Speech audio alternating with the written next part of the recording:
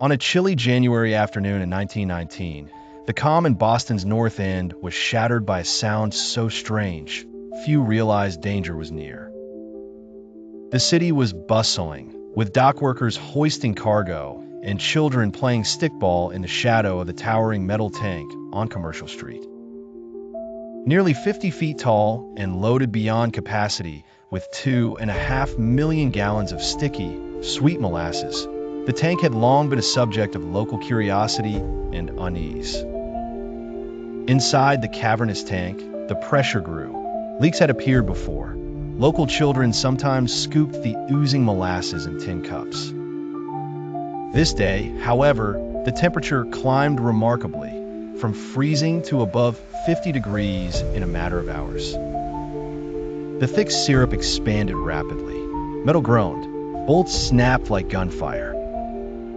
Suddenly, with a roar that echoed off the brick tenements, the tank ruptured. A wall of dark brown molasses burst forth, a tidal wave of syrup hurtling through the narrow streets at nearly 35 miles per hour.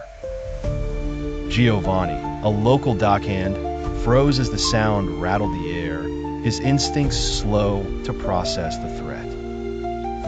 It was only as the wave approached, crushing a truck like a tin toy, toppling horses and wagons, that he turned to run, boots sticking to the ground in the sticky flood. The molasses slammed into him, and for a moment, it felt like swimming through quicksand. He reached, breathlessly, for a lamppost, clinging as the syrup surged past, drawing him halfway under in its relentless flow. Further down the street, 10-year-old Rosie was knocked off her feet, tumbling and spinning in the gooey current. Her dog, Buddy, barked wildly as the molasses swept them away from their home. Firemen from nearby Engine 31 tried to rescue anyone stranded, their boots losing traction. The syrup sapped their strength. Neighbors screamed, calling to loved ones across what was once a simple intersection, now a lake of molasses. The flood lasted only minutes, but left chaos in its wake. Buildings were shoved from their foundations. The city's elevated railway brought to a halt as girders twisted under the weight. Rescuers struggled, the sticky sea sucking at them as they sought survivors. Horses, people, debris, everything was engulfed in caramel darkness. The aftermath was surreal.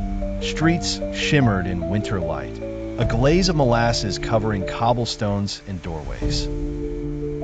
Furniture, shattered beams, and battered crates floated in the ruin. For days, rescue workers chopped through the hardened syrup with axes.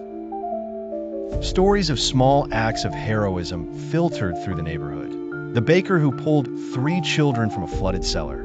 The nurse who waded hip-deep to bandage broken limbs. Giovanni survived, as did Rosie and Buddy, though their homes were lost. The molasses tide claimed 21 lives and injured more than 100, leaving the city grappling with both devastation and an endlessly sticky cleanup. Years later, locals would claim on hot summer days, you could still smell molasses on Commercial Street, a bittersweet reminder of the day Boston drowned in sugar.